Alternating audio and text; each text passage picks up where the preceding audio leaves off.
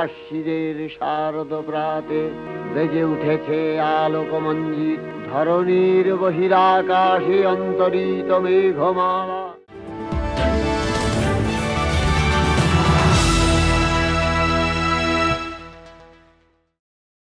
এই পুজো তাদের কল্পনা, তাদের সৃষ্টি, তাদেরই উৎসব। সমাজের চোখে তারা হয়তো অনেক সময় প্রান্তিক, কিন্তু এবার শহরের একেবারে মাঝখানেই তারা তৈরি করছে এক অনন্য জাদু। পিকনিক গার্ডেন ৩৯ পল্লীর ১৮তম বর্ষের দুর্গাপুজোর থিম মেকার তারাই, ডাউন সিনড্রোম শিশুরা। বৃহস্পতিবার তারা নিজেরাই গিয়ে দেখবে তাদের হাতের ছোঁয়ায় মণ্ডপ সাজানোর কাজ কত দূর এগিয়েছে। শিল্পী হিসেবে আমার কাছে চ্যালেঞ্জ হচ্ছে ওদের কাছ দিয়ে আমি 110% কাজ করানোর চেষ্টা করছি। এই কাজ অনেক তাড়াতাড়ি হয়ে যেত, কিন্তু এই কাজটা আমার অনেক ডিলে হচ্ছে। কারণ ডিলে হওয়ার কারণ হলো একটা বাচ্চাকে বুঝিয়ে বুঝিয়ে কাজ করাতে হচ্ছে। তো আমার কাছে একদম চ্যালেঞ্জ যে এই কাজটা একদম ফুটিয়ে তুলব। বিশেষ চাহিদাপন্ন এই শিশুরা, যাদের আমরা ডাক্তারি ভাষায় স্পেশাল চাইল্ড বলি, আসলে এক একজন ভিন্ন আলোয় ভরা মানুষ। স্পেশাল মানে শুধু আলাদা নয়, এমন প্রতিভা ও ভাবনা যা অনেক সময় সাধারণ মানুষের পক্ষে কল্পনাও করা সম্ভব নয়।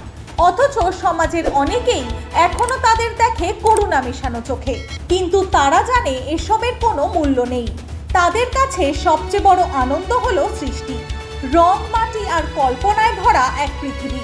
তাই দুর্গাপুজোর থিম যখন তাদের হাতে, তখন তা হয়ে ওঠে নিছক শিল্পকর্ম নয়, হয়ে ওঠে বাঁচার আনন্দের উদযাপন।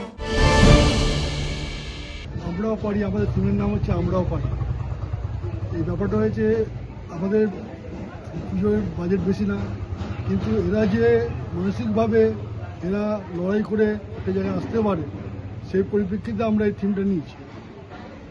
এদের বিশেষ চাইল্ডদের কথা তো কেউ ভাবে না, কোনো ক্লাব ভাবে না। এই প্রথম মনে হচ্ছে আমরা পিকনিক গার্ডেন ৩৯ পল্লী এই স্পেশাল চাইল্ডদের নিয়ে কোনো থিম ভাবনা করছি। এই পুজো এক নতুন পাঠ শেখাচ্ছে, পথ দেখাচ্ছে ভিন্ন দৃষ্টিভঙ্গিতে। সমাজের তথাকথিত অপাঙ্ক্তেয়রা এবার শহরের এক পুজোর প্রাণকেন্দ্র হয়ে উঠেছে।